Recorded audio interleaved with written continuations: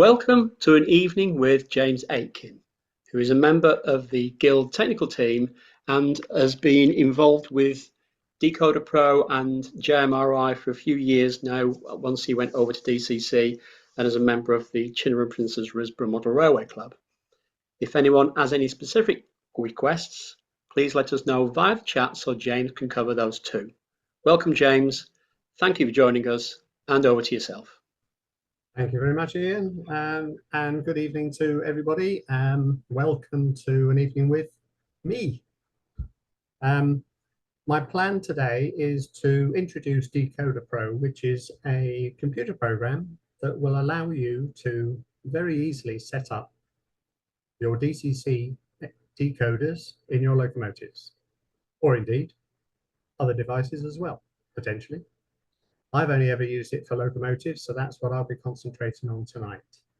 So I'll start with a short presentation. So I'm going to screen share in a minute, and I worked out how to do this. There we are. I will screen share my presentation. Okay, let's get that going. Okay, hopefully you'll see the screen on your screens. Yep, lovely. Thank you, Alex. That's great. At least I know somebody's got it. Okay, so to introduce myself, I look after the technical team at the Gajo Guild, and we look after all the sort of technical aspects of questions that members may have. Okay, DecoderPro. What is it? Where can you get it? What do you need? What does it do? How do you use it?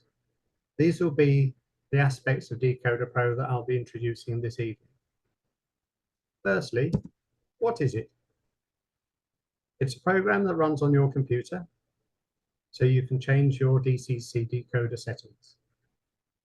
It needs to be able to communicate with your locomotive, and it uses generally a serial port from your computer using something like USB to connect to your DCC controller or track interface. Now, to do that link between the locomotive and the computer, I use a device called a SPROG. And that is a small box which connects between the computer and the track. So it generates track power and it generates all the DCC signals. You can communicate from your computer to your DCC controllers as well, but you will need an adapter to do it. And in the case of Digitrax, for example, which is what I use, there is an adapter available from a third party. Where to get it? It's run by an organization called JMRI. And JMRI is it's a free piece of software that's put together and looked after by a small group of enthusiasts. It runs on Apple Mac, Windows, and Linux. I've only ever used it on Windows, but one of my friends does use it on a Mac, and it works absolutely fine, as long as the Mac doesn't forget all about its serial ports, which it does have a habit of doing. It requires Java to run, but that's usually installed. It's usually installed with Windows anyway. So that's not really a problem. It's not something you have to install separately. What do you need? This is the kind of interface that I use. This is called a SPROG 2. And the SPROG comes in two different flavors. You've got a SPROG 2, which gives you just 1 amp maximum. And for most DCC chips, that is ample. A SPROG 3 is available, which has a 2.5 amp maximum current output. And you may need that for your heavier duty locomotives. I mean, for example, Helgen can take up to 4 amps, but one presumes that's under load. I don't personally have any diesels. Well, I do have one, but I don't have any Helgen diesels. So for me, the SPROG 2 works absolutely fine. And if you just do a Google search for Sprog 2, you'll find where to get them from. That is the link down there. If anybody wants that later on, I'm perfectly happy to copy that onto the chat. Already there, James. Yeah, I was already there. Excellent, well done. The other thing you're going to need, ideally, you don't have to have it, but ideally a rolling road is really useful, because then your locomotive will sit there nice and static without running off the end of your table. I bought a mustard rolling road some time ago, but I can't find if it's still available. But there are alternatives. 10 Commandments do one. That's an example with quite small wheels. And they do rolling roads for different gauges. So the connections you're going to need are like this. Here we have your computer, and that connects to your Sprog, and your Sprog connects using 2 wires to your track or rolling road. If you do want to connect your DCC controller instead, then you can do so via an adapter. So here we have a computer to an adapter to your DCC controller, and thus to your track or rolling road. That's the basic screen, basic connections. What does it do? Well, the first things I'm going to demonstrate tonight are the simpler things, setting the loco address, one of the important things that you always need to do when you first buy your loco and bring it back home, or if you first fit your DCC chip into your loco you've just built. You set the loco address, and then set acceleration and deceleration rates. These are very personal. Some people like slow acceleration and very slow deceleration. And it also depends on the DCC chip that you have. Things like Zimo that we were mentioning earlier on, they have the ability to brake if you press the F2 button on your controller, on your handheld. So you can have a long deceleration naturally, but then bring it to a stop yourself using the F2 button. Another thing you can do is change the speed profile. Very useful for industrial locos, where 100% may not want to be particularly fast. Another thing to do with steam locos, set the correct chuff rate. So that's timing the chuffs. So if you've got 4 chuffs per revolution of your wheels, what you're trying to achieve is to make sure that it sounds as if it's as close to 4 chuffs per rev as you can get. And then you can play with things like the speaker volumes. You can flatten it down if you don't want it too loud, or vice versa. And you also have control over the volumes for each of the functions as well.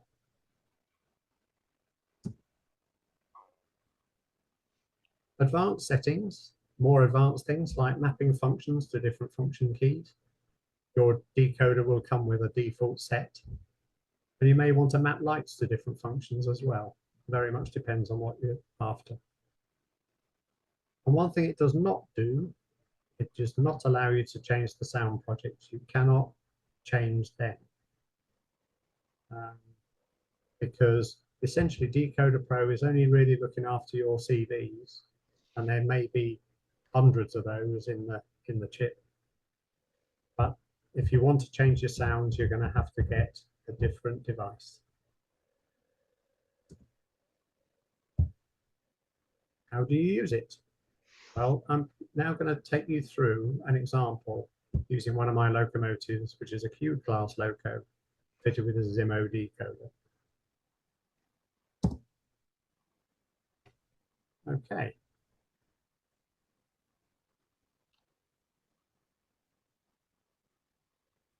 Right. What I'm now going to do is to share DecoderPro. So I'm going to reshare now. I'm going to share a different thing. Okay, so you should see most of my screen with a little bit of a mountain in the background, and also my locomotive sitting there quite happily on its rolling road.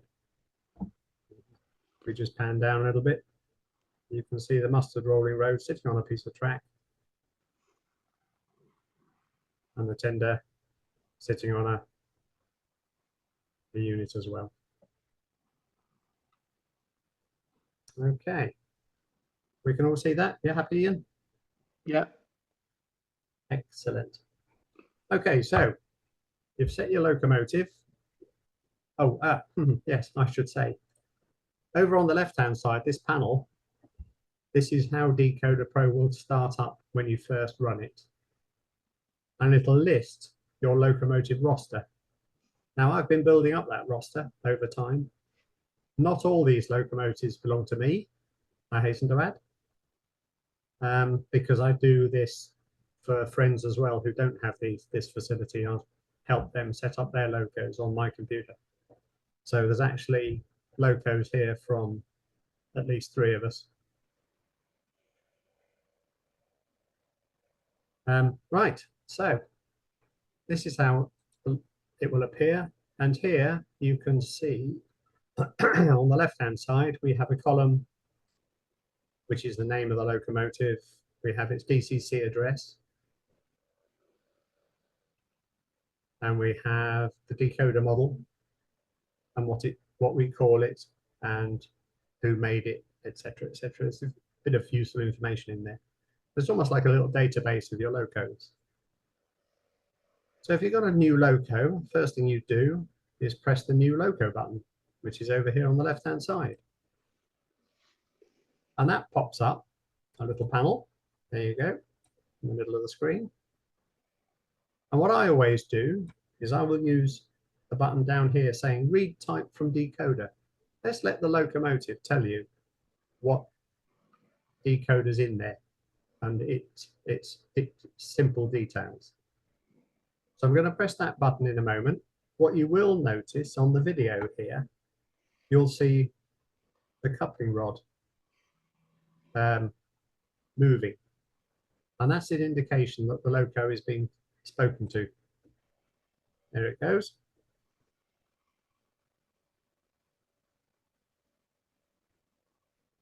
So essentially it moves every time the decoder is asked for one of its CV values.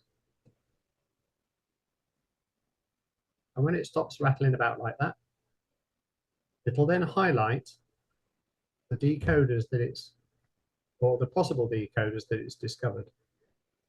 Now, if you scroll up here, you'll see it's come Zimmer Unified Software version 37 plus. And there's an awful lot of potential Zimmer models. Now I know, because I've got the paperwork, that it's MX645R. So I'll click on that one. So I've now identified the chip that's inside my loco. And it's also spotted that as standard with these locomotives, everything starts with address 3.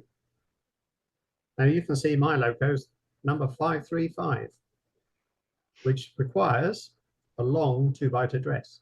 So if we click on long 2-byte address and change the active address to 535 by typing the number in the box there, we can then write that information to the locomotive.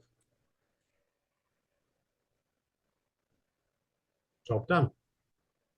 So now we very, very simply reprogram the locomotive number already. And we've been going, what, 30 seconds? Very, very quick. Okay. So that's how you'd start setting up a loco. The next step is to move on, would be to start saving a roster, but I've already done it for this loco. So I'm going to get out of there and I'm going to bring up the programming pages for the Q class. Just going to get rid of that off the top of the screen. Right, to minimize that to save us getting confused. Okay. This page contains simple screens that will cover every single CD in that decoder. As you can see from the top here, we have a huge number of tabs. Things are grouped together. So here we have our roster entry. So we've got our number. This loco was built from a DJB kit, I've noted that. I own it, etc. You can put some comments in there as well. So the first step is the basic information. When you first get your decoder, what you want to do is read everything that the decoder currently contains. So down the bottom here, we have a number of action buttons.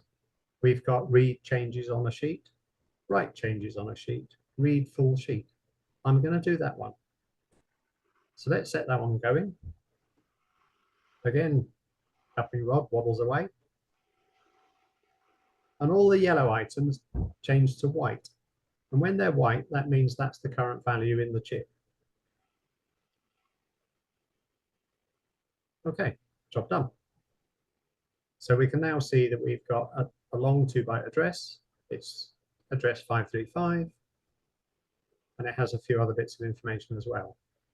You really wouldn't want to change manufacturer ID, etc. Just leave them alone. But that's your basic information. And then moving on to the next tab, go up to the top of the screen here and click on motor. And once again, I'll read that sheet. These sheets don't take too long because there's not a great deal of information in them. What we're pulling out here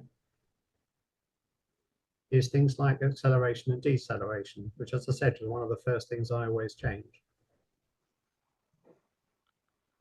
And it also covers some other back EMF values as well. Once again, I'd recommend leaving them well alone unless you really understand what they do. Okay, so we've read that sheet. I'm now going to introduce the next feature, which is going back to our main screen. We have an action menu and we can open a throttle. So we're going to call up a new throttle, which will pop up in a moment. There you go. So our throttle, this is basically our little handheld throttle. It's our handheld controller. So in here, we need to tell it what engine we want to talk to, 535, and we set that as the current address. We can then turn the track power on. There you go. And we can turn on the sound. And we know we've turned the sound on because, hopefully, you'll hear that. I can see from Ian's reaction that that sounded in fact come through nicely. Okay, so I've just pressed F4. Right, let's get the engine going. So on the left-hand side, we have a 0 to 100% scroll bar, and we can increase that. And off goes the engine.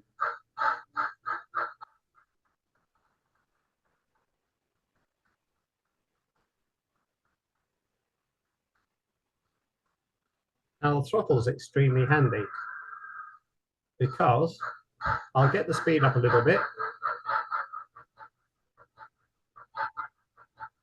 and then I'll bring it quickly down to 0. And what we're watching here is the rate of deceleration.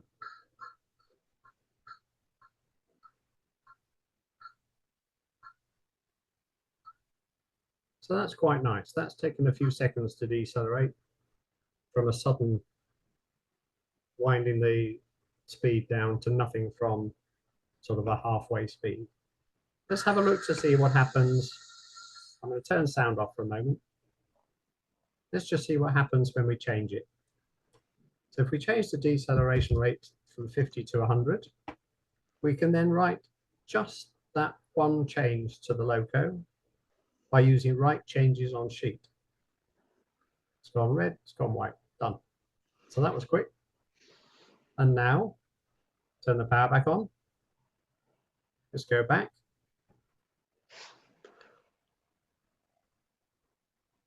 Accelerates up to speed. And now let's see what happens when we drop it down to 0.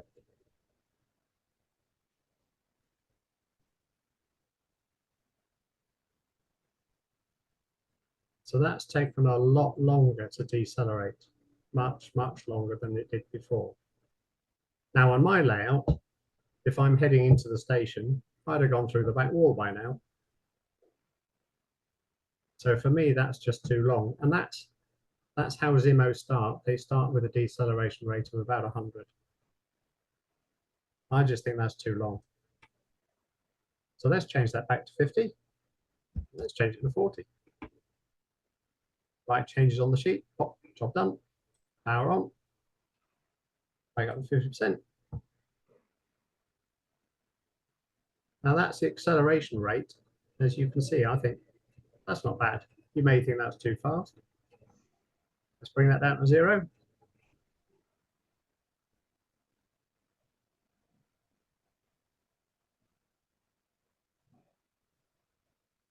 Much faster.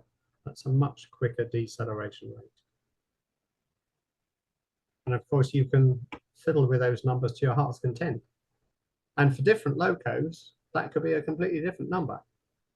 So very much a personal choice as to what you want to do and how you go about it. So we've covered basic, we've covered motor. And now the next thing to do is to look at the chuff rate. This is where it starts getting a bit difficult. Now on Zimo, there's a button somewhere. Zimo sound levels. Where is it? I can't find it. Right, here we are. Okay, now everything's yellow on that screen at the moment. And the only reason why it's yellow is right now, the program doesn't know whether those values match the ones actually in the loco. They do, because I've read them yesterday and I've saved them. So I know they're the same. So we can work off the fact that I know they're the same. It will take a little while to read all of those numbers, and I don't want to go through that right now. Okay, so let's have a look at the chuff rate. Apologies for that. Right, we've got our sound back on. Let's just move that up to a reasonable speed. We'll just let that settle sound. That's not too bad, because I think you can, hopefully you can see on the video and hear that the chuff is happening at the top of that stroke. It's not what it's not bang on, but it's not far off. So let's see what happens when we change it. So if we change that number to say 90. Now note that I didn't actually turn the power off when I changed that number. It did it all on its own. So perfectly happy. Excuse me. Oh dear. Right, turn the power back on. We have to reset the sound.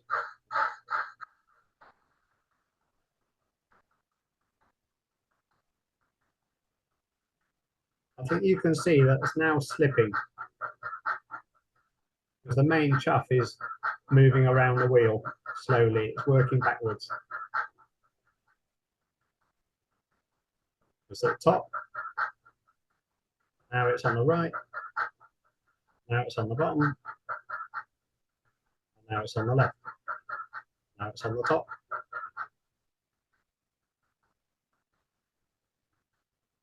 So that isn't the right value. What I find with trying to change the chuff frequency, it really is, you have to just keep trying the numbers until you eventually get one that works. So let's just write that one. Bing, job done. Put it back up again. Turn the sound back on. A bit too quick.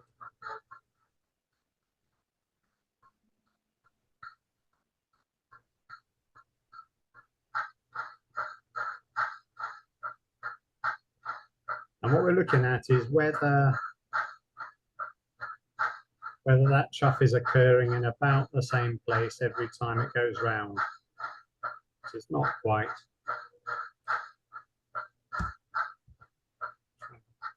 Again.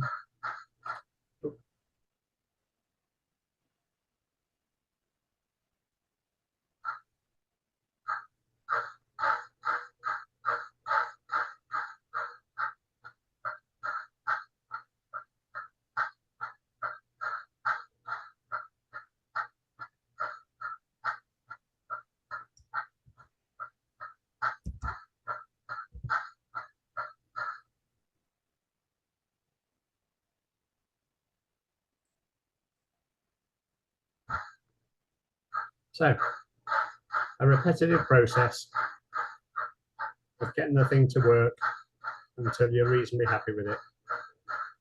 So just keep changing that number, keep resetting it, try it and try the new value. And there's quite a bit of help online as well. There's YouTube videos of this, so use the extra resources as you wish. Okay. James, will you be covering the other option for setting chuff rates? Such as? Cam. Well, if you've got a cam, you don't need to worry about any of these numbers. There is, in fact, there's a number here, real cam sensor chuff rate. So there is a number there. Now then, it says 0 is virtual sensor, triggers chuff 0 to 127. I do have one of my locomotives, which is my G6, which is fitted with a cam. Now, because it's been told to take the chuff from the cam, doesn't matter what you do with these numbers, doesn't affect anything. And that's a 4-lobe cam, so it chuffs every time it goes round the lobe, round a complete revolution. So each lobe triggers a chuff. A couple of questions and observations. Oh. Richard Mills, do acceleration decelerations rates that you enter reflect the same time frame for all locos, or do they vary per chip stroke manufacturer? Right. It will vary. Yes, it will vary depending on the manufacturer. It will vary depending on the gearing of your particular motor gearbox combination. Okay. Robert Vincent says, although we are looking at frequency here, is there a phase shift function to say if it's happening 5 degrees out, you can adjust it? Extremely good question, that is. And John Nishaw has said POM mode allows you to do it faster. Okay. Whatever POM mode is. POM or PWM? Papa Oscar M. Can John elucidate as to what POM? Can you unmute, John? Interesting. Not heard of that one. Mike. Going back to Richard's point about those numbers, no, those numbers are not fixed. They will vary depending on the decoder. They'll vary depending on the motor type. They'll vary depending on the gearing of the motor to axle. Ian, I have unmuted. Okay, could you explain POM mode? POM is program on main as opposed to programming track. Right. And the difference is? And the difference is if you use POM, you can do it live with the loco running. Now you're using a SPROG, and the SPROG in the mode you're using, it only gives you a program track option. If you use the SPROG in SPROG command station mode, it gives you a POM option. And almost every DCC system, whether you're using Digitrax or Lens, will give you a POM option, and it allows you to actually say to the loco while it's running, please change that CV. So I think it can be faster to use programming on main to change sounds, to change lights, to change chuff frequencies, because you get an instantaneous response. It's running, you change number, you immediately see a response. But I think maybe the SPROG in the mode you're using it doesn't give you a POM programming on mode option. Okay, interesting. Thank you. I will unmute again. I will mute again. Sorry, Ian. Thank you, John. Thanks, John. Very interesting. That's one of the benefits of these sessions, is that everybody learns. Every day's a school day. Every day's a school day, yes. So moving on, the next thing to look at is speed control, and there are a number of different ways of doing speed. One is that you use basically it's linear, so you go from maximum speed, maximum voltage, from a start speed, and it's a straight line. The other thing you can do is you can set up a speed table, and this allows you to do that very simply. Can you imagine setting all those CVs individually? And what I can do here, I can just drag that down, and I can make a completely different profile for my speeds. And this may well suit things like industrial locomotives, where you may want slow speed at maximum sensitivity. So what you're doing here is you're mapping the speed demanded from 0 to 100 by your controller into an actual output rate for your locomotive. So you can change your maximum speed for 100%, and you can set that and say, oh, sorry, wrong button. You can set that speed low. You can then match ends and make a straight line out of it. You can make that a constant ratio curve, although that looks particularly useless because it's hardly going to move until you get to about 70%. And you can do it as a log curve as well, which may be more useful. So it's got quicker change of speed at the beginning of that curve and then flattens off. And you can write all of that to the locomotive in one simple command. So having set that up, you can write changes on sheet and the whole thing will go to the chip. So that's very quick. So with that change, we say write on sheet. Would that be write changes on sheets, or write full sheet, write changes on all sheets, write all sheets? Because there's 4 options there at the bottom, isn't there? Yes, I would do write changes on sheet. Okay. As a default. Write full sheet would work perfectly well as well in that situation. Just be careful of those buttons. Make sure if you do a write full sheet, make sure you've read it first. So don't write the wrong values in. But another thing I do tend to do on this, you can see there's a huge number of screens on here. So we've got that one, your function map. This allows you to map your function keys to different output wire operations. Your light, you've got light control on here if you've got lights. There are analog controls. You've got consisting controls, very useful for double heading. Advanced, these are all your sound levels that I introduced a while, well, your sound values. And then you've got Zimo sound levels, which is on there. Now this is a large sheet which has got a massive number of different volumes. And one of the handy things there is, let's just play with that a little bit. Let's turn our sound on and we'll blow the whistle. Sorry, Alex, you jumped last time I did this, so get ready.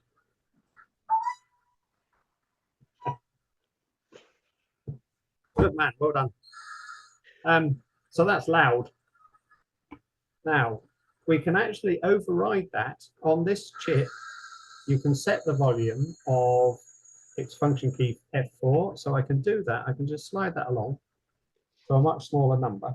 So let's try sort of 24. Write the changes. Oh, job done. Put the sound back on. And let's blow the whistle this time. Did you hear that? It sounded like a little mouse. I didn't I'll hear try it. No. I'll try it a little louder then.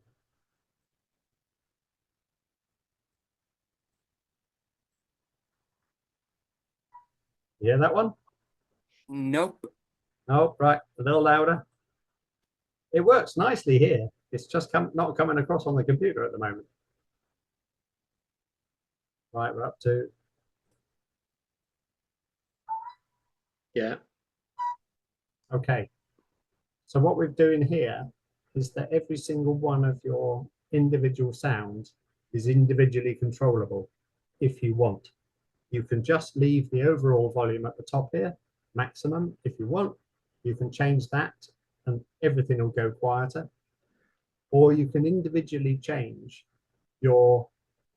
each sound that you've got in the engine. So very useful way of doing things. So that's your levels. And there's a whole stack of things in here that I've never used. I have no idea what they do. Now one of them, sound samples. Right, sound samples. There you go. Right. Now then, at the moment, if we listen to F3, that's just a short whistle. F4 is our longer one. So let's just play with that for a moment. And what we'll do, we'll make function 3 button do 4, we'll swap them over. So 3 is our long whistle, 4 is our short one. So we'll set that, turn our sound back on, and hopefully this may or may not work. So F3 was short, and it still is. So that didn't work.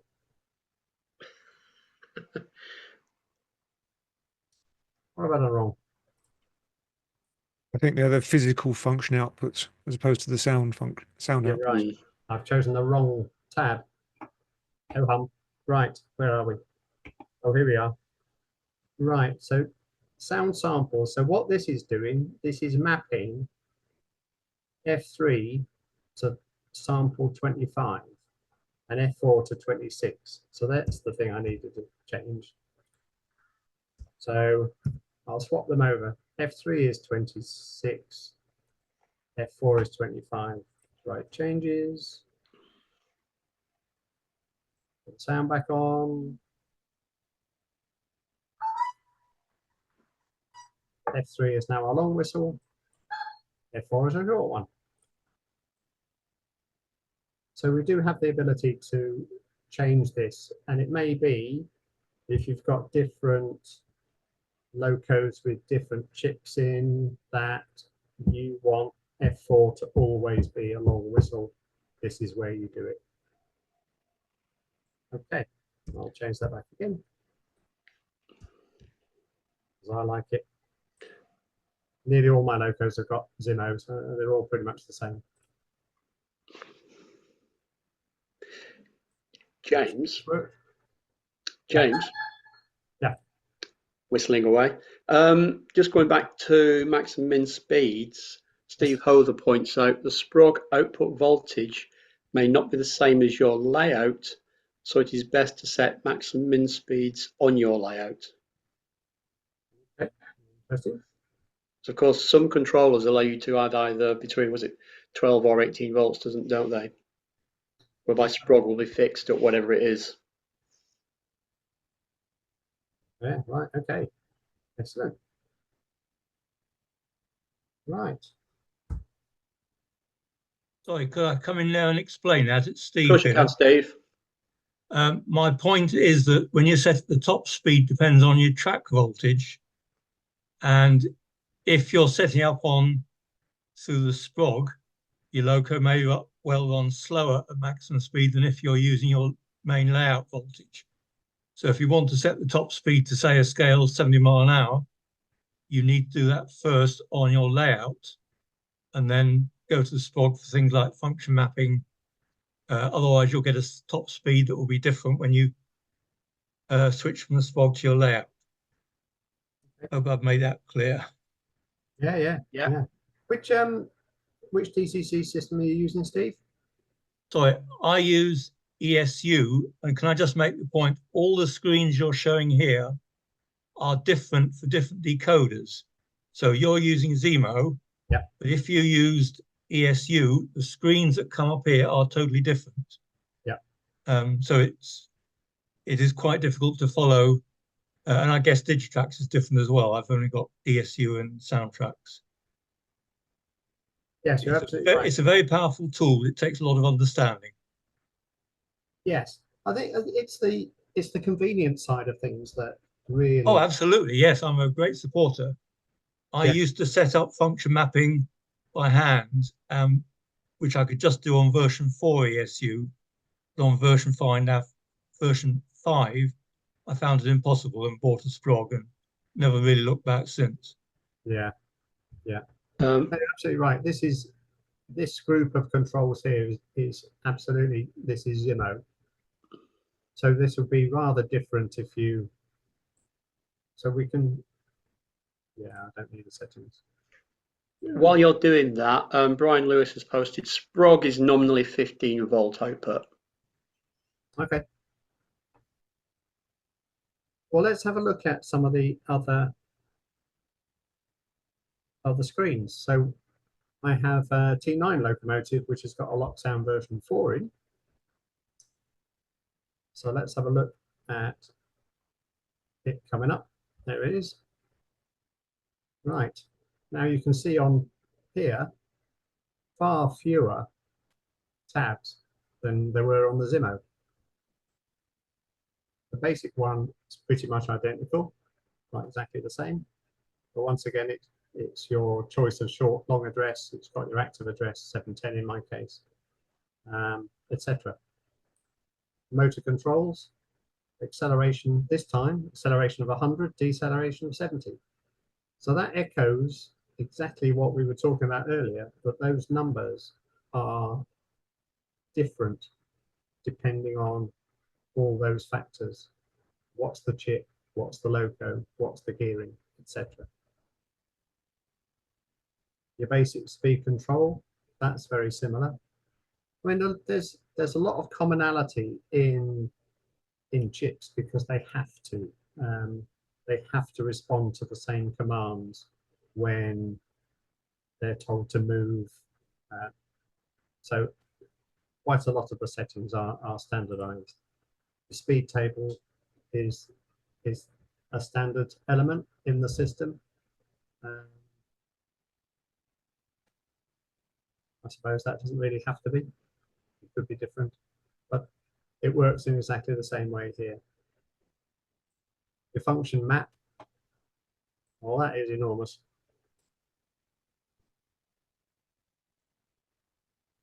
There are no lights.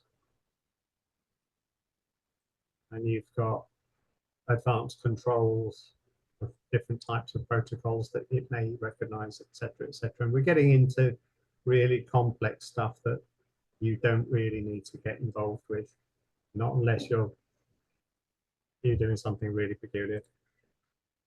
The sound levels here, your chuff spacing is a little bar, which it wasn't on the other one. And the ESUs, it's a bit more complex, isn't it? Steve, you still around? Chuff spacing on an ESU? I've really only ever used ESU, but again, I find that to do it better on the layout, just walk around with the loco and, as you described, check that the loudest chuff is at the same point in rotation of the wheel. I don't actually have a rolling road. Right. Okay. And then your sound levels, and once again, that's a huge sheet. So Sorry, can I just add, ESU call them sound slots, whereas Zymo called them, I forget what, it was a different terminology, wasn't it? Call them samples, sound samples. Yes, it's the same thing as I understand it. Yeah. So that's your ESUs, and then you were saying Digitracks. I've got a 4575 fitted with one of their cheaper little models. So once again, the basic address is standard. Your motor acceleration 50, deceleration 25. Once again, completely different numbers from other ones. The basic speed control and speed table is pretty much the same. The function map, it's an economy. So I've stuck with the standard functions. I might play with this one day and see if I can change it. Sound. Now this is, the economy actually comes with a whole series of, well, 5 different sounds. It's got a light prairie, which is what the one I'm using, because that's what I've wanted. It's also got a standard 5, a standard 4, LMS 8F, and an A4 class. And they're all built, those different sound projects built into the economy for you to pick and use if you wish. And you've also got selections of different types of whistles. So you've even got a traction engine, single chime. Who'd want to use that? And so on. So you've got different types of bells. Yeah, very different, this one. Sound levels, you've got your master control, you've got different volumes for your whistles, different volumes for your bells, etc., etc. And then a lot of the chips will also allow you to look at individual CV numbers in order, because it may be that your documentation says change CV 2672 or something or other, and you can do it here. So this is how everybody used to do it in the old days before DecoderPro came in, where you don't really know what on earth you're doing. It's just a number.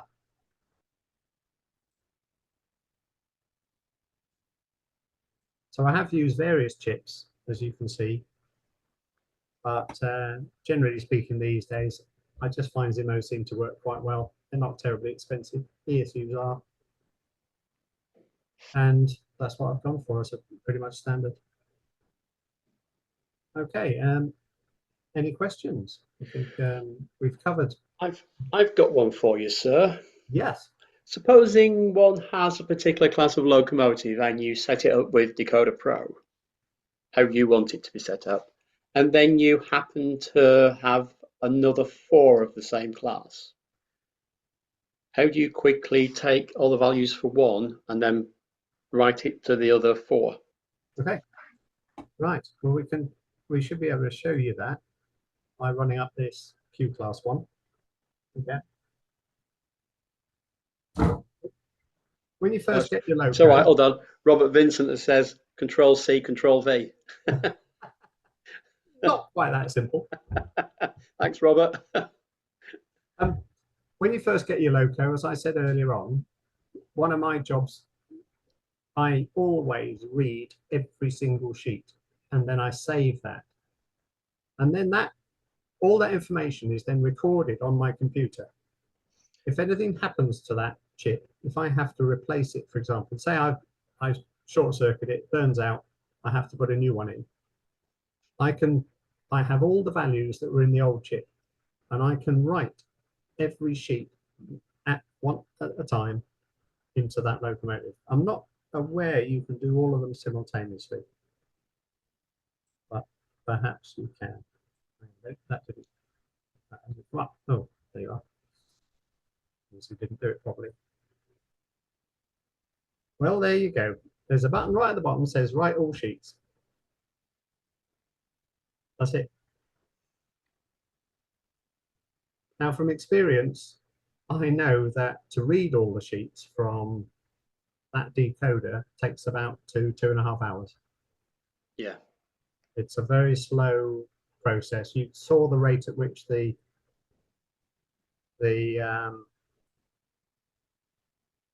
so I'll do a read again. you saw the rate at which the coupling rods were moving, and that's one little move per CV.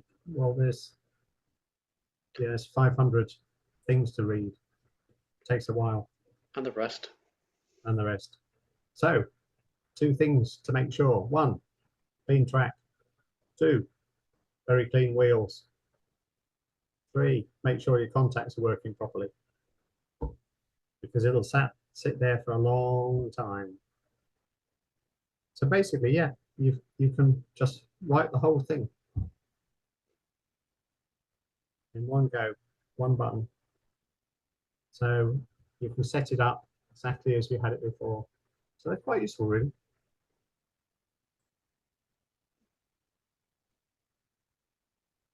I won't worry about actually showing you what the data looks like, because it's Presumably, once you transferred it all, you then changed the number. Sorry, say that again. Didn't catch that. When you've transferred all the data, you then have to change the locomotive number. Well, yes, you would. Well, no. If you're replacing a chip in the same loco, no, you can keep Right. the locomotive number the same. If you have 2 locos, you want identical settings, then write all the sheets and then change the loco number afterwards. Yeah. Simple way of doing it. Yep. And then I don't know whether you can make a copy in here. Don't know, never tried. Yes, you can duplicate. So having got a roster, an entry in your roster, you can duplicate that and all its settings. So yeah, if you have 2 locos that are identical, apart from their number, you can read all the values from one, write them to the second, change the loco number, and duplicate the roster entry to do it. So yeah, it's all there, all available to you. Just for completeness, go on, do it. What? Duplicate the Q class. All right then. Enter ID. Okay. So I'll do 536. Q1 class, for example, Okay, ID, yeah. just for fun. Mainly because I do have a Q1 in a box waiting to be built. There you go. So there it is. It's come in here. It's got the same number as the Q. It's got the same version. And if we open it up, we should find that, yeah, it's got a long address. We've got the correct acceleration, deceleration rates. Speed table I didn't change. Function mapping you did because you changed the whistle, didn't you? I didn't save it though. Oh, you didn't save it? Okay. I didn't save it. Sorry. Deliberately. Sorry, mate. Yeah, so right. So there you are. There's your duplicate. Very, very simple. So setting up multiple locomotives, extremely easy. So if you're actually in production and you want to make 10 of the same because you're flogging them all, terrific. Really good. Very quick way of doing it. Mm-hmm. Yeah. That's good to know. It's a good little program. Well, that's good to know for when my Sprog 2 arrives, hopefully this week. Then I can start doing the same thing. With all your class 40s. Shh. Yeah. Yeah. Any other questions? If anybody would like to unmute and pose a question, James, please feel free. You don't have to use the chat. Where are the files stored, and what's the file structure? Right, I think the file structure, I'm pretty sure, is an XML. Mm-hmm. And they are in somewhere.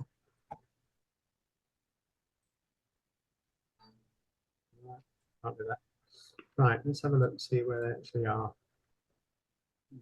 Code of file export, possibly.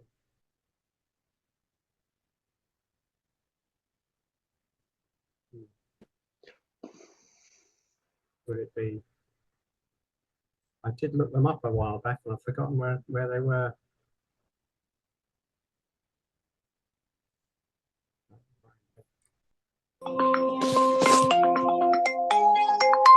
That's loud. I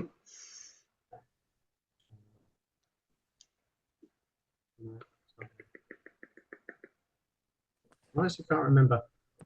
If you go to Windows Preferences, there's a locations, file locations option, Okay. which tells you. Windows.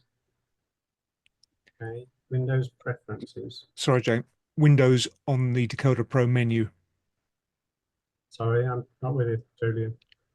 Close down that file explorer. Yes. On Decoder Pro, next to the top menu bar, it says Window. Oh yeah. Go to. Oh, that's interesting. You've got a different options to me. Different version. Oh well, if you could try Help, there should be a file locations option. Yeah, locations. Got it. Okay. Thank you. All right. Let's have a look at that. So, see users. See Users. users. MRI. JMRI. Log. My JMRI Railroad. There you go. There they are. So let's have a look at our Q class XML. There we are.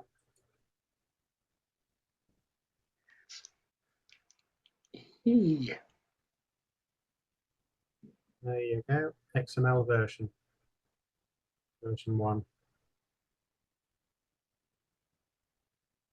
So that wouldn't be terribly difficult to understand.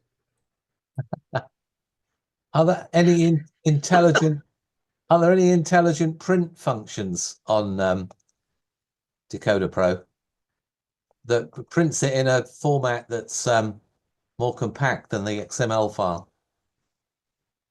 You can print a roster, but that's not what you wanted. I usually maintain a spreadsheet with a description of each of the things and then the number that it started with and the number I just changed it to. Okay. But it's a bit time consuming. Yeah. Right. Just have a look, see what this does then. I choose print to PDF.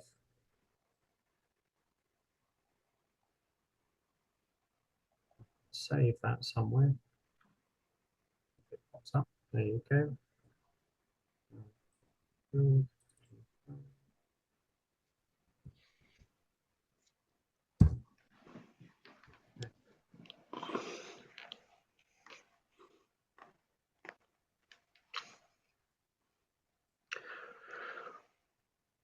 While you're doing that, we've had some messages come in, so I'll wait till you've just finished and then read them out. Right. So that's a printout.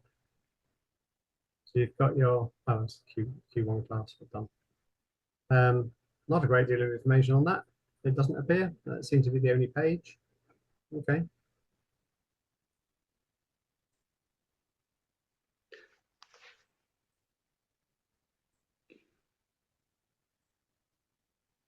Let's see what else we can do. Okay, Brian Lewis mentions, can you mention programming off the loco and the problems associated with program decoders that are not linked to a motor? I basically do it using DecoderPro to set a decoder that's not actually connected to a locomotive, I think. Is that correct, Brian? Have you done that, Brian? You've just muted, Brian. I've unmuted, have I? There you are, I can hear you now. Basically, anybody who has purchased something like a DAPO auto coach, which has sound and lighting in it, will have put it on their JMI rig to find that it will not recognize the Zimo. Now, ESU do non-motor decoders, but they are horrendously expensive. But I tried everything. I mean, the old trick of putting a 1K resistor across the track to try and simulate a motor didn't work. So in the end, I had to sort of take the auto coach to bits and remove the decoder and put it on my, I think I mentioned it earlier, my ESU rig. Now that does work, but if you look at YouTube and various other social media sites, there are plenty of complaints about Zimo decoders not working properly when they're in dapole locos and other things. I've certainly had a long correspondence with the dapole man who strangely doesn't live in Chirk but lives on the Isle of Wight, but that's their problem. But there is always a problem with dapole, certain locos, and as I said, things like an auto coach. We had an interesting chat about POM, programming on the main.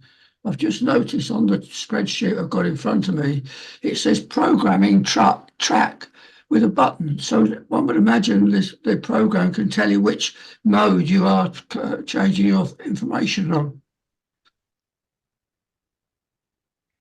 Okay.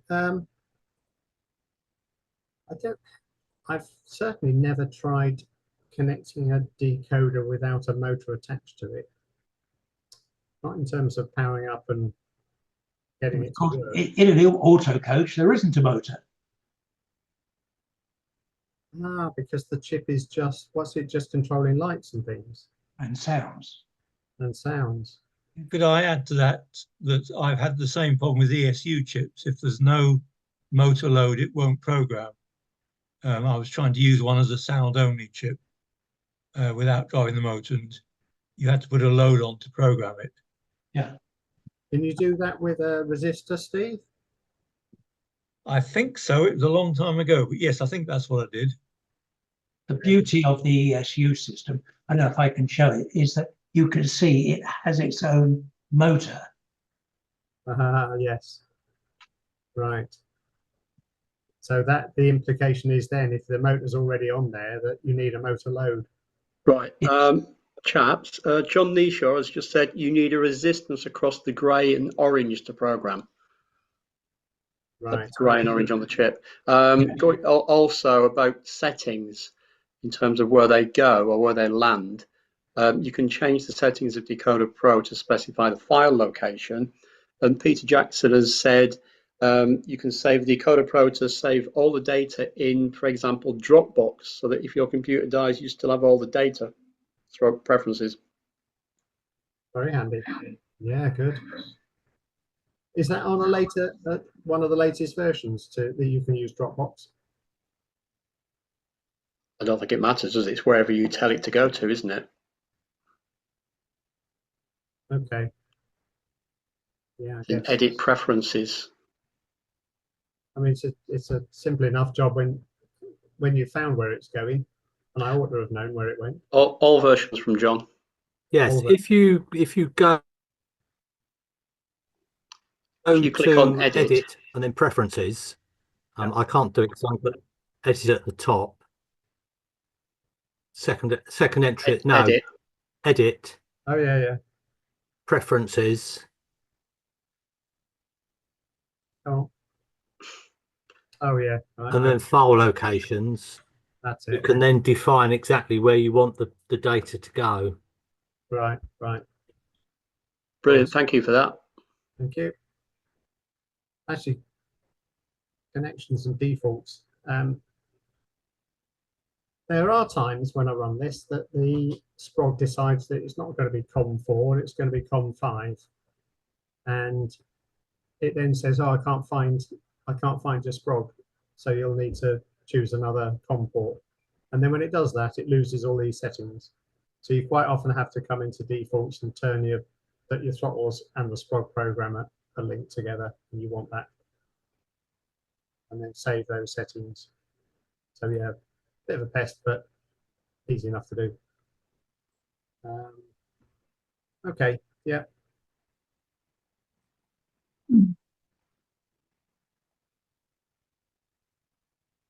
So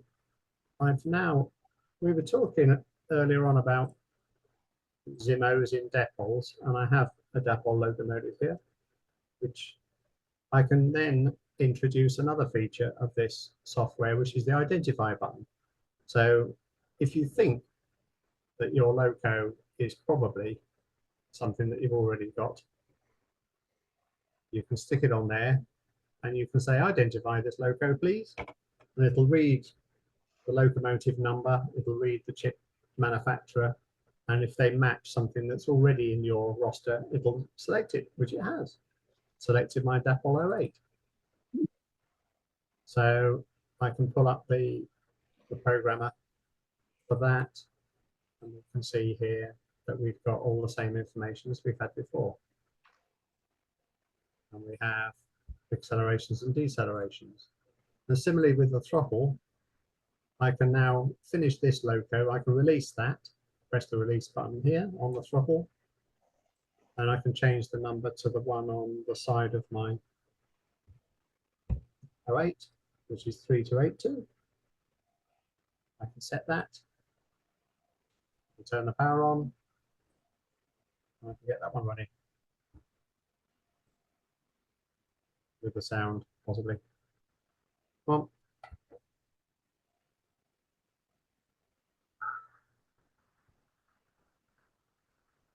There you go.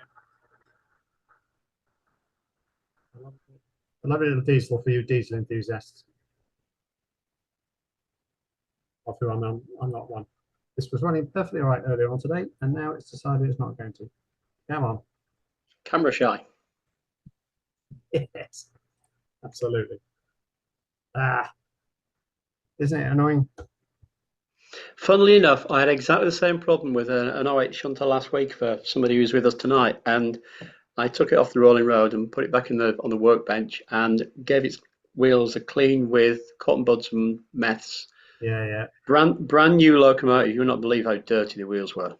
Really? Yeah. And put it back on the rolling road, and it was great after that. Yes, Mr. Maisie, that was your 808. Switch it around to the other direction. See how that makes a difference. Oh, there you go.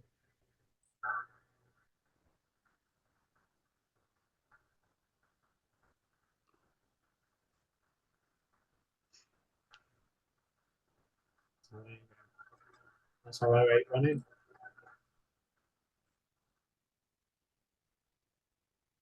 And once again, we can see the effect of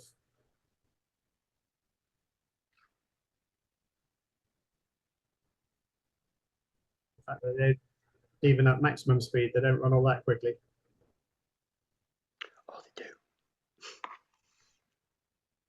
So James, if you have a second-hand loco, you presumably can use this part of the program to identify its characteristics and then change them. Absolutely. Yeah. And are there any difficulties with something like a Märklin locomotive or, say, a German Robus? Okay. Sounds like a challenge, Kelvin. Well, I'll give it to Mick. Give it a minute. Yeah, I'm quite happy to. What scale and gauge is that? Is that O gauge. It is. Okay. Yeah, that sounds like fun. Lots of thank yous coming in for the session tonight, James. Oh, good. Mark Evans, thanks, James. Most informative.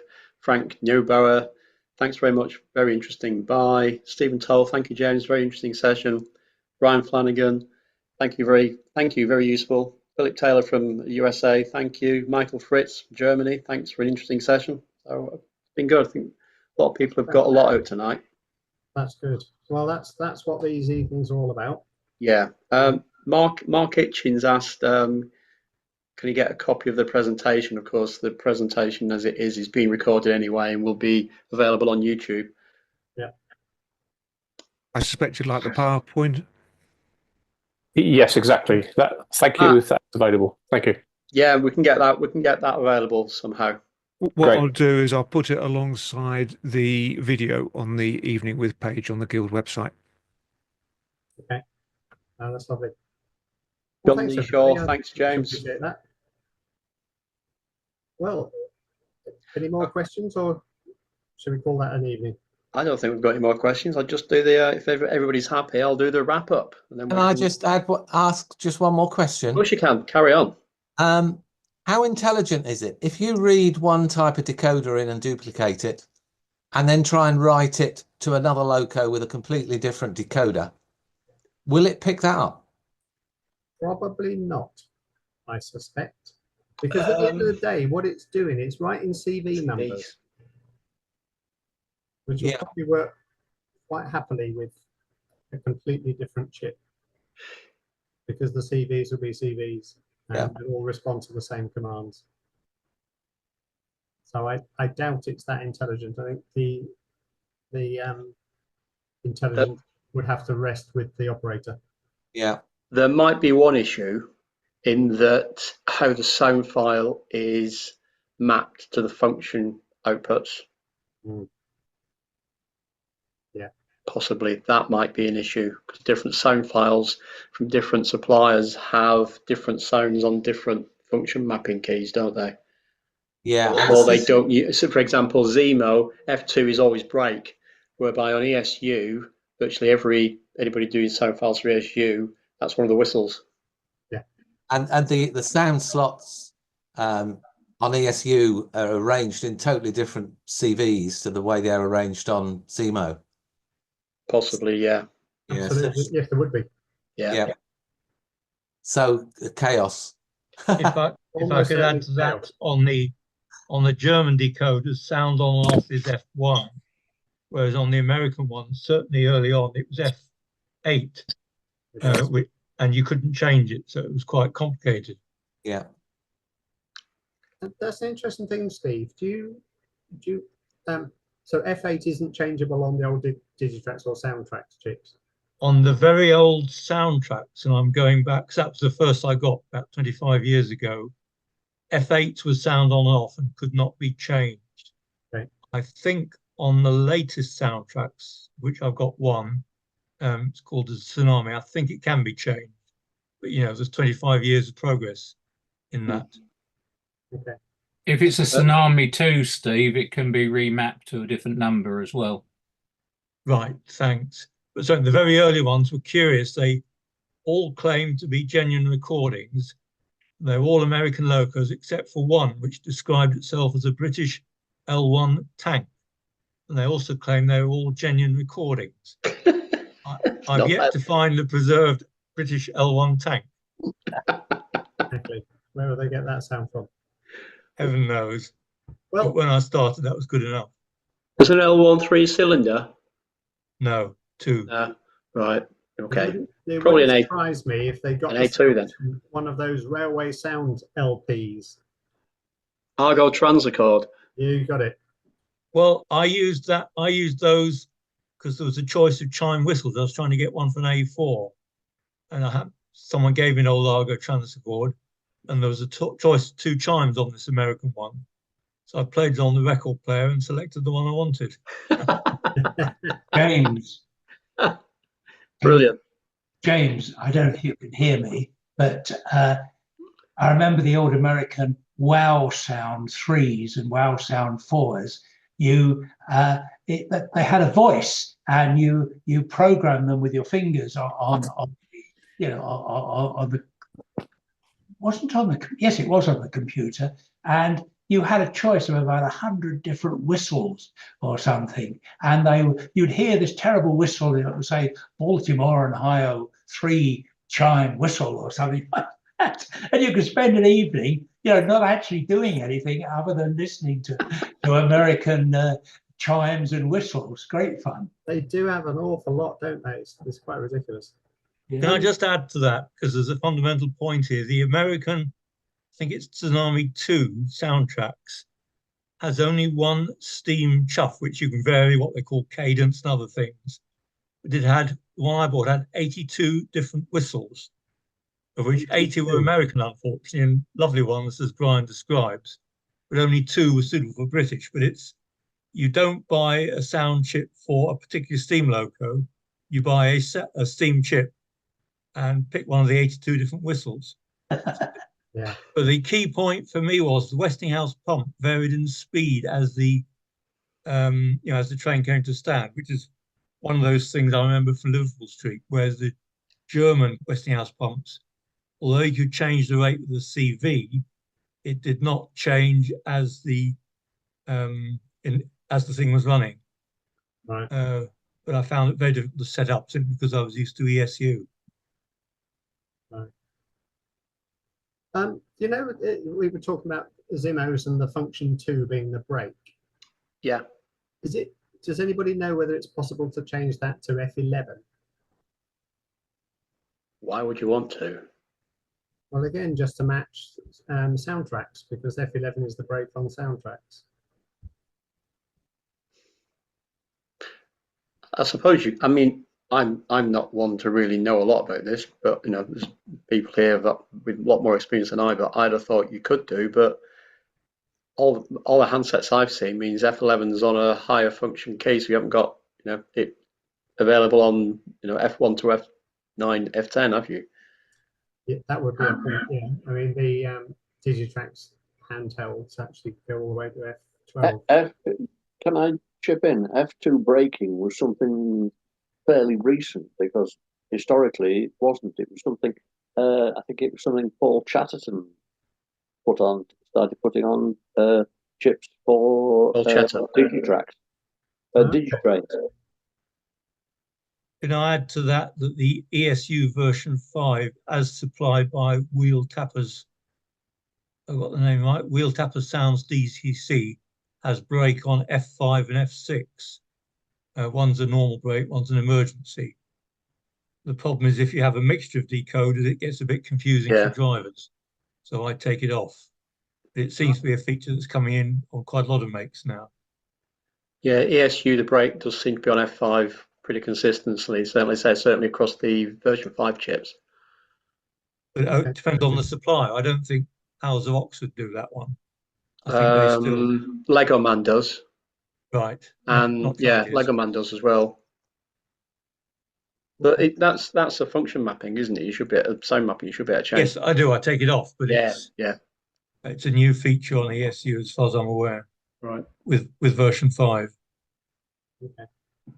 So I think it's on. Actually, I've got a V4 XL upstairs in one of the locos, and I think that's brake is on F5 as well. Oh right. Because the whistles, the horns are certainly on F2 and F3. Yes, that's standard on most makes of software, I think. One thing I would mention, if you use NCE, at the top here, they've got a momentum. And with normal non-sound DCC, you can change the momentum just by going from 0 to 9. But if you've got some sound chips and you press that momentum, it sends the whole sound crazy. So I know a number of people have disconnected this or put a piece of paper on the other side.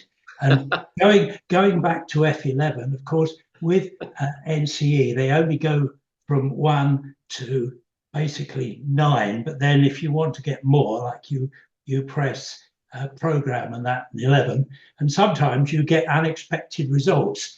I know a number of chips have got the whistle at F11, and I've often wondered whether I can reprogram that so that it could be something like F8 or F9 or something like that. I thought so, yeah. Yeah, you should be able to. Yeah. That should be function mapping, Brian. Yeah, I must have a look at it, but because I don't get a lot of time now, unfortunately. I think you'll find on some of the Zimos that the functions come in groups with different properties. So if you take some functions that have been set up for lights, for example, then you can change a light function to a different light function and so on. But you can't then change it to something that has completely different characteristics.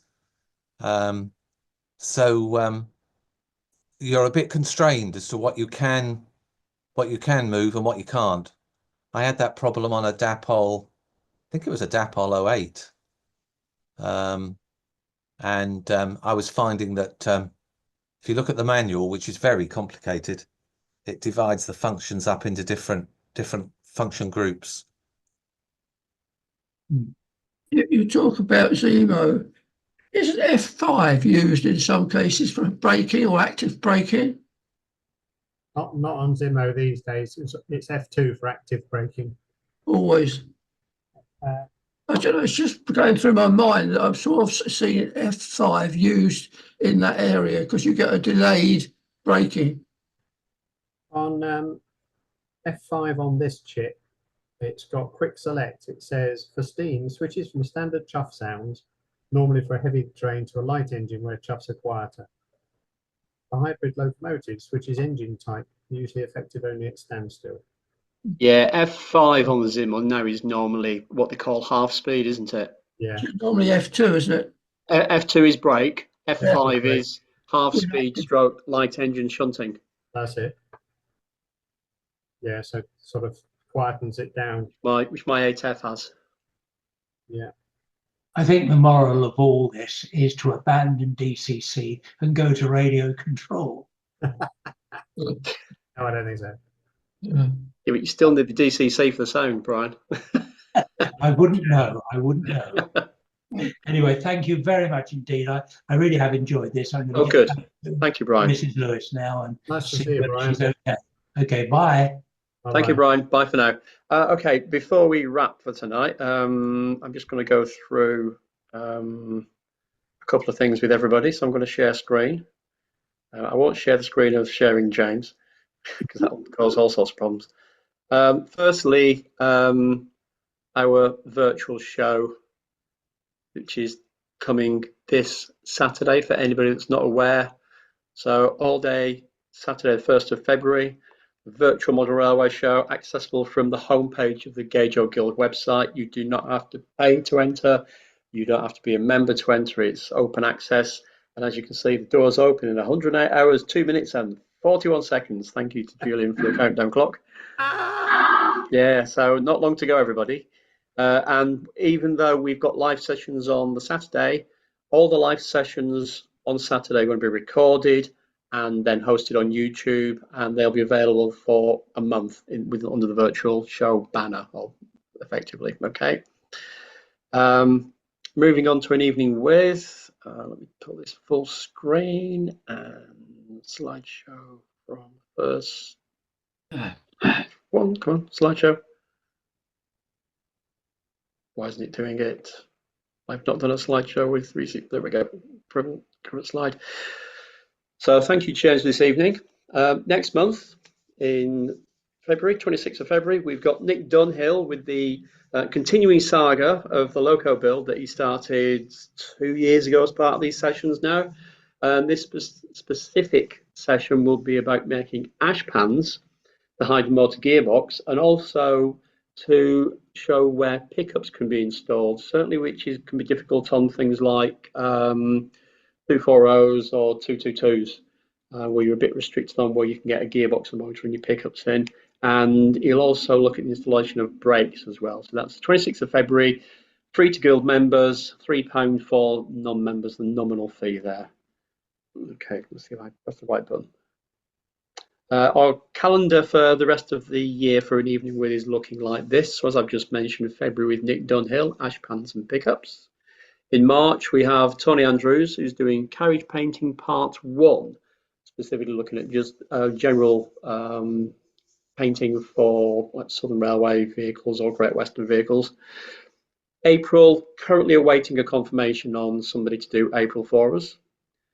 In May, we'll have John Neeshaw, who's going to do a session on JMRI. This is part 2, following on from the session he did last September, combined with Julian Best, who talked about train control systems. In June, it's a return for Nick Dunhill, where he'll look at locomotive backplates. So he gets a lot of comments from people about the backhead stroke backplates on the steam locomotives he builds for clients. So he's doing a session specifically on that. July, once again, waiting for a confirmation on somebody to do a subject in July for us. I've got a couple of people in line that I'm just waiting for feedback from on when they're available. August, a new gentleman, John Jones, on Templot plug track and COT, which is chair on timber. So for those not familiar, with Templot, for a while now, there's been a beta testing version of PlugTrack, which is basically you'll print the sleepers, which have a slot in them, and you print chairs, and the chairs go into the slot and they lock themselves in position for building points. Whereas chair on timber is exporting a file to a printer directly, which will then print the sleepers, the webs between the sleepers for spacing, and the chairs on the sleepers as well. So all you have to do is thread rail. So John Jones will take us through that and his experiences and show us examples. In September, Nigel Payne is going to do a session on a rail-mounted gun. October, return for Tony Andrews, Carriage Painting Part 2, where he's going to, I think, specifically look at painting for Pullmans and lining. And then November is currently another blank canvas where I'm just waiting for somebody to hopefully jump in and volunteer with some subjects. I saw Ian McCormack was in the session. I don't know if Ian's still in with us. I sent Ian a message on the Guild forum earlier today asking if he would be available to do a session on making gearboxes, because there's a few people asked about that in the past as well. For those that aren't Guild members, either with us tonight or watching this in the future when it's been recorded, you can join the Guild now. You can take a 1 month membership for free, where basically you get access to the Guild website, and I think you get copies of magazine and Guild news as well. If at the end of the 1 month trial period you feel like joining up, then please do. £30 for UK members, £35 for the rest of the world, and your membership starts and lasts for 12 months from when you join. Gauge Your Guild's website on the homepage, so if you want to join, where the big red arrow points, click on About Us. That will then bring down a drop-down menu, and it gives you access to Join Online. And then you'll receive this page, which is a membership application form. It just shows you currently the rates there, and then further down, hidden by the rest of the because it's a portrait format on a landscape screen, you enter your initials, your contact details, make a submission on which membership you want, whether it's annual UK, annual overseas, annual student, or the free 1 month trial of online benefits of membership. Also on our homepage, top right, we have 3 icons for social media. So we've got Instagram page, Facebook page, and of course our YouTube page. And clicking on either one of those icons will take you to one of those platforms. And this is the homepage for the Gojo Guild YouTube site. Currently has 500, well, sorry, that's out of date. It says 509 videos, but it's something like 540 videos that are currently in the public domain. We have some videos that you can only see if you're a Guild member, because you'll need to get the URL from the Guild website, from the forum. But please do have a look at the Gojo Guild website, and if you're not a subscriber, please think about subscribing to our channel. It doesn't cost anything. All you do is get indications of recently uploaded videos. And finally, for tonight, in this little presentation, our first live show for 2025 is Saturday, 1st of March at Kettering, our annual kick-off for the spring show. And for the rest of the year, we have the summer show at Kempton Park on Saturday, 31st of May, Guildex at Bingley Hall, Stafford County Showground, Saturday 6th and Sunday 7th of September. And then the winter show, once again, Wigan, Robin Park Leisure Centre, Saturday the 6th of December.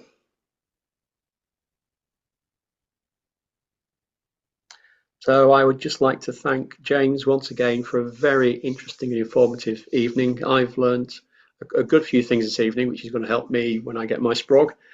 And thank you very much, and good night, everybody. Thank you very much. Really great evening. I fully agree with you, Ian. A good evening. Thank you very much indeed. Thank you, Keith. Good night, all. Appreciate Hi, it. folks. Thank Bye-bye. you. Good night. Thank you. Right. No,